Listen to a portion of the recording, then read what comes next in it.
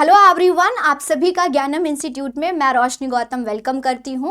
आज की क्लास में बहुत इंपॉर्टेंट टॉपिक पर डिस्कशन करेंगे स्टूडेंट, और बहुत ज़्यादा कंफ्यूजन है। जैसे कि आप सभी को मालूम है कि यूजीसी नेट जून 2025 का नोटिफिकेशन आ गया है, और एग्ज़ाम भरने मतलब एग्ज़ाम फॉर्म भरने से पहले ये सारे नियम, ये सारे रूल्स रेगुलेशन या असिस्टेंट प्रोफेसर किससे बन सकते हैं, क्या नेट से बन सकते हैं, क्या पीएचडी करने के बाद बन सकते हैं, क्या नेट के बिना और पीएचडी के बिना भी हम असिस्टेंट प्रोफेसर बन सकते हैं, इन सब पर आज की क्लास पर डिस्कशन करूंगी। यस स्टूडेंट, आज की क्लास बहुत इंपॉर्टेंट होने वाली है। सारे ही कंफ्यूजन, सारे ही प्रॉब्लम का सॉल्यूशन आज मैं इस क्लास में लेके आई हूँ।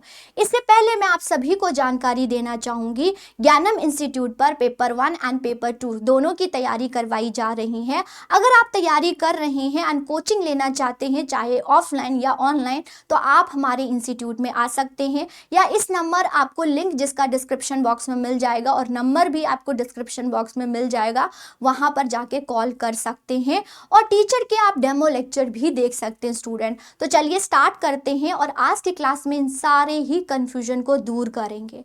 सबसे पहले तो ये आपका सपना होना चाहिए, मीन्स इंटरेस्ट होना चाहिए कि आप असिस्टेंट प्रोफेसर, लेक्चरर या हायर एजुकेशन में पढ़ाना चाहते हैं। यस, अगर आपका सपना है, आप एक लेक्चरर अपने आप को देखना चाहते हैं, तो पहले असिस्टेंट प्रोफेसर, फिर हम एसोसिएट प्रोफेसर, फिर हम प्रोफेसर बनते हैं। ये होता है, आपकी लेवल्स होते हैं इस प्रकार के। उसके अकॉर्डिंग भी मैं कभी कभी आपको और भी लेक्चर लेके आऊँगी कि कैसे प्रोसेस होता है, और सब कुछ अब चेंज हो रहे हैं। बहुत ज़्यादा फ्लेक्सिबिलिटी आ गई है, क्योंकि आप सभी को पता है कि हमारे एजुकेशन सिस्टम जो है, स्ट्रक्चर है, वो चेंज हो चुका है। चलिए बात करते हैं। तो पहले इनिशियली आप यहाँ पर अपने आप को देखना चाहते हैं, तो इसके लिए आपको यूजीसी नेट क्वालिफाई करना होता है। यस, ये आपको एक एग्ज़ाम देना होता है। यूजीसी नेट की बात करें तो आप 3 कैटेगरीज में पास होते हो। वो अकॉर्डिंग टू कट ऑफ होता है कि जितना आपका कट ऑफ हो, मीन्स आपके जो रिजल्ट आएगा वो 3 कैटेगरीज में आती हैं। 1 कैटेगरी होता है फॉर द जेआरएफ, जो कि हायर कट ऑफ होता है। उससे कम कट ऑफ आता है तो असिस्टेंट प्रोफेसर बनते हो, और उससे कट ऑफ कम होता है तो पीएचडी में एडमिशन भी। यस स्टूडेंट, ये अभी ही इंट्रोड्यूस हुआ है। पहले आपको अलग अलग जो है पेपर देना होता था, जो कि अलग अलग यूनिवर्सिटीज़ की अपनी पेपर होती थी। जैसे मैं आपको जेएनयू की बात करूं, बीएचयू का जो मैंने किया है वो अलग था, जिसको हम रीट एग्जाम से नाम से जाना चाहते थे, रिसर्च एंट्रेंस टेस्ट होता था। अब इसको हटा के एक ही टेस्ट कर दिया है। मींस अगर आप यूजीसी नेट देते हो तो आप इसमें कम कट ऑफ आता है अगर आपका, तो आप पीएचडी के लिए एडमिशन के लिए एलिजिबल होते हो, लेकिन ये 1 साल तक ही वैलिड होता है। मींस अगर आपने क्वालिफाई किया तो वो सर्टिफिकेट 1 साल में आप एडमिशन ले सकते हो, उसके बाद नहीं होता है, फिर से आपको दोबारा करना होता है। ये लाइफ टाइम होता है, और ये भी एक मिनिमम टाइम होता है। उसके आप क्या कर सकते हो, आप मतलब पीएचडी के लिए एनरोल करोगे, फिर आपको ये फेलोशिप आती हैं, अवेल कर सकते हो। इसकी भी हम अलग वीडियो आपको बताएंगे, उसमें इस पर बात करेंगे जेआरएफ के लिए क्या क्या होता है, अमाउंट क्या होता है। और मैं आप सभी को बताना चाहूँगी, अमाउंट इंक्रीज हो गया है। यस स्टूडेंट, अमाउंट भी इंक्रीज हो गया है। तो यहाँ पर असिस्टेंट प्रोफेसर मीन्स नॉर्मली अभी हम देखेंगे कि लेक्चरर बनने के लिए क्या क्या हमें होता है, असिस्टेंट प्रोफेसर के लिए किस किस वे से हम बन सकते हैं। तो ये 3 कैटेगरीज के लिए आपको यूजीसी नेट का पेपर देना होता है। ओके, ये आपको पता होना चाहिए।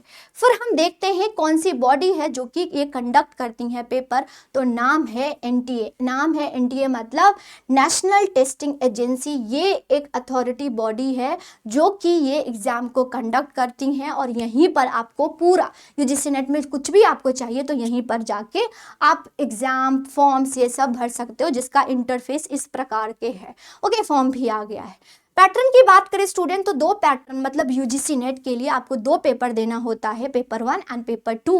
पेपर 2 जो होता है वो आपका सब्जेक्ट होता है, और पेपर 1 होता है जो कॉमन होता है सारे पेपर के लिए। ओके, जब ह्यूमैनिटीज से है तो पेपर 1 देना होता है हमें, जिसमें 10 यूनिट होते हैं। यस, इसमें 10 यूनिट होता है आपका, और ये आपको देना होता है 10 यूनिट। अपने आप में बहुत इंपॉर्टेंट है।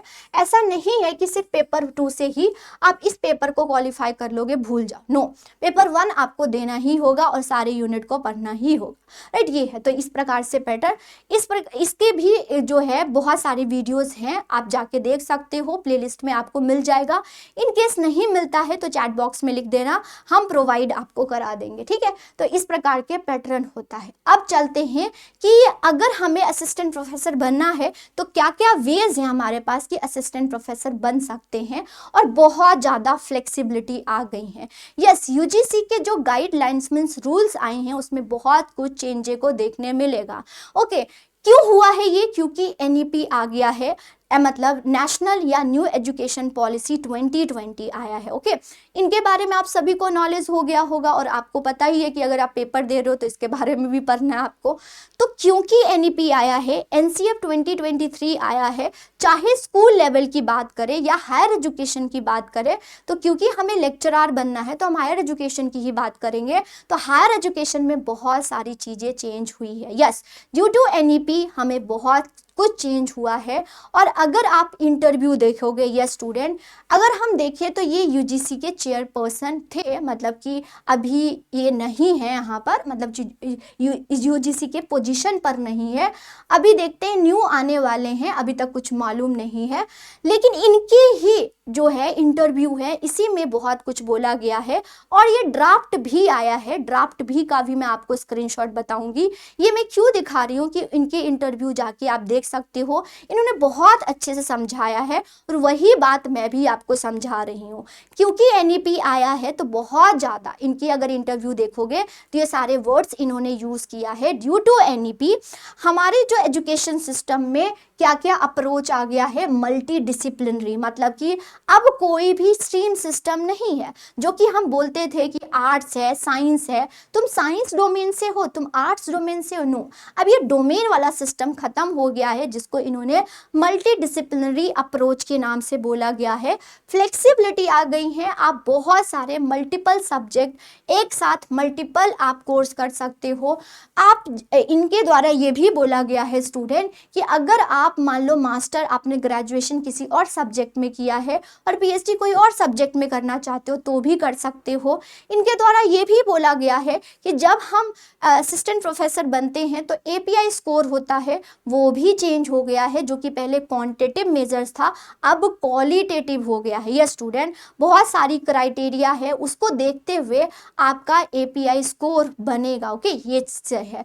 तो मल्टी फ्लेक्सिबिलिटी आ गई है, मल्टी डिसिप्लिनरी आ गई है और इंक्लूसिबिलिटी आ गई है।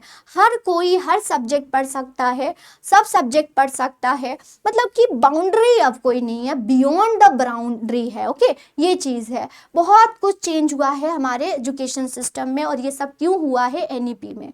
तो आज की क्लास में हम सिर्फ इस पर फोकस करेंगे कि असिस्टेंट प्रोफेसर बनने की क्या क्या चीज़ है ना। धीरे धीरे और भी मैं आपको मेंटोरशिप लेते आऊँगी, जैसे ही आप चाहोगे कि मान लो कि कोई कंफ्यूजन है।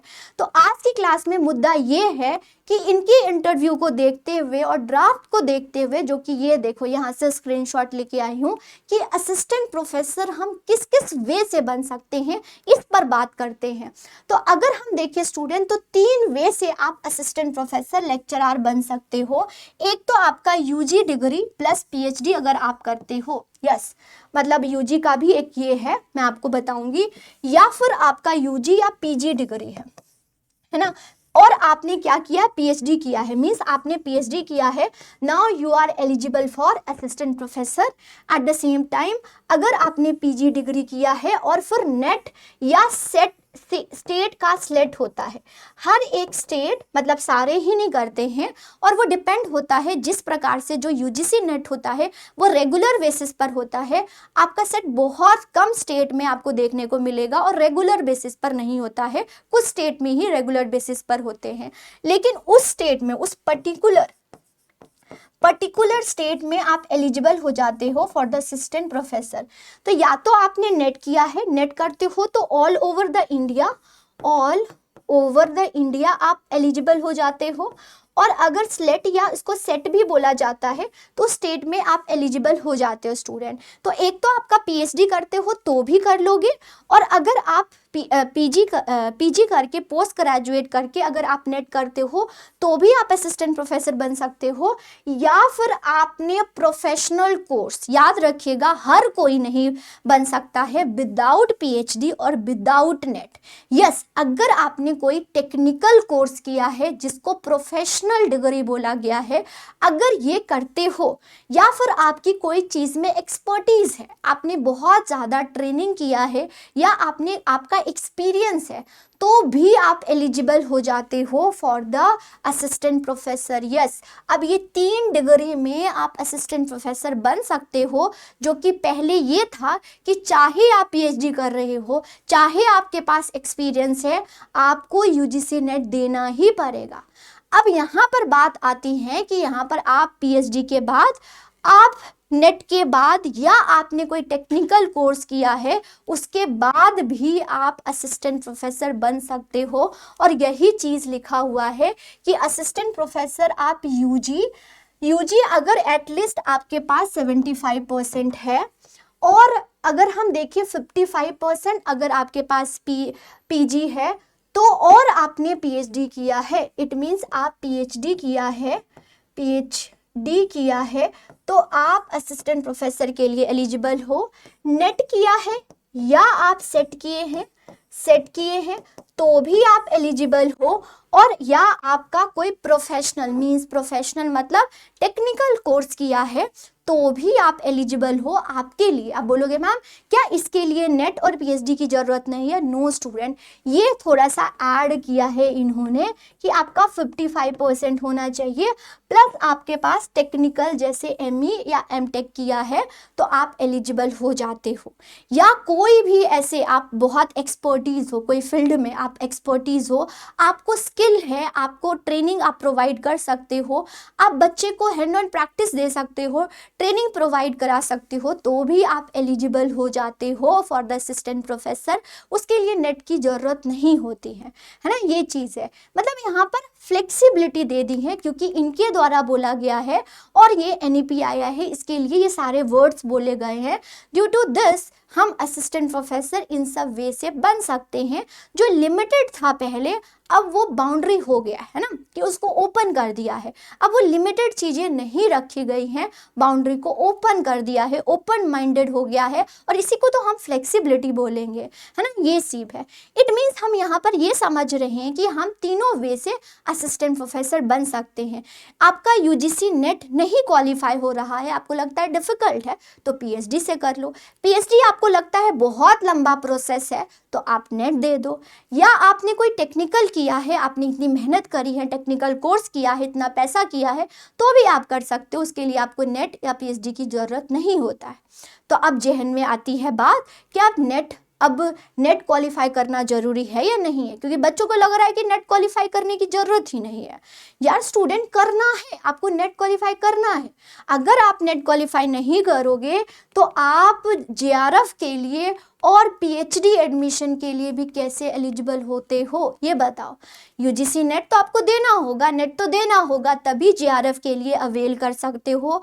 और या फिर आप पीएचडी एडमिशन, पीएचडी भी कैसे करोगे, चाहे वो लोअर है लेकिन देना तो आपको करेगा, और देने के लिए आपको पेपर 1 एंड पेपर 2 दोनों पढ़ना होगा, क्योंकि इसके लिए तो भी आपको करना होगा, क्योंकि पीएचडी एडमिशन के लिए कैसे करोगे। अब ये क्राइटेरिया ही रह गया है कि आप पीएचडी के लिए आप यूजीसी नेट दोगे, और जो मार्क्स है मींस मिनिमम जो कट ऑफ है जो कि डिसाइडेड होगा, वो अगर आप वहां पर लेके आते हो तो वो आपकी पीएचडी एडमिशन के लिए एलिजिबल होगा।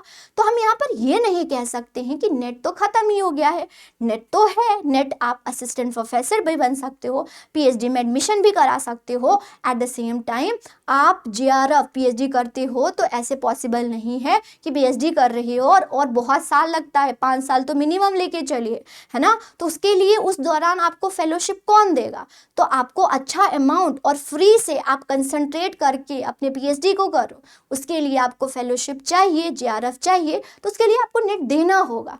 तो हम ऐसे नहीं कह सकते कि नेट तो अब वैलिड ही नहीं है, और अगर कोई ऐसे बोलता है तो वो गलत बोल रहा है। नेट है वैलिड, बस ये ओनली क्राइटेरिया नहीं, नॉट ओनली क्राइटेरिया है, अलग अलग वे से बन सकते हैं। जो रिजिडिटी थी उसको ख़त्म करके फ्लेक्सिबिलिटी कर दिया है।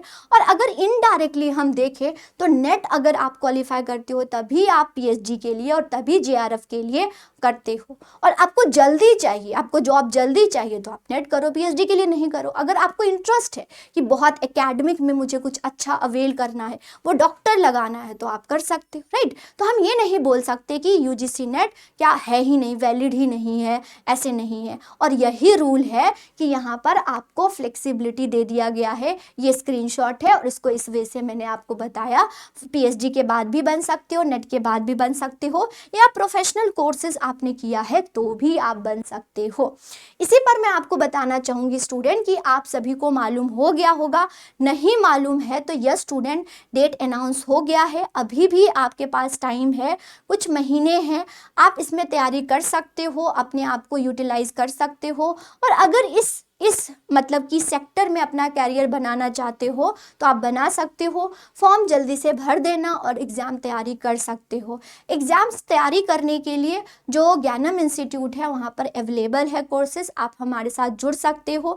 डेमो लेक्चर भी देख सकते हो जिसका लिंक डिस्क्रिप्शन बॉक्स में आपको होगा, वहाँ पर जाके सारे टीचरों का डेमो लेक्चर भी देख सकते हो और कॉल भी कर सकते हो, ऑफलाइन या ऑनलाइन दोनों कोर्सेज अवेलेबल है। Thank you student, next class में मिलते हैं। कोई भी डाउट होता है, कोई भी सजेशन होता है तो आप चैट बॉक्स में लिख सकते हो। Thank you, all the best.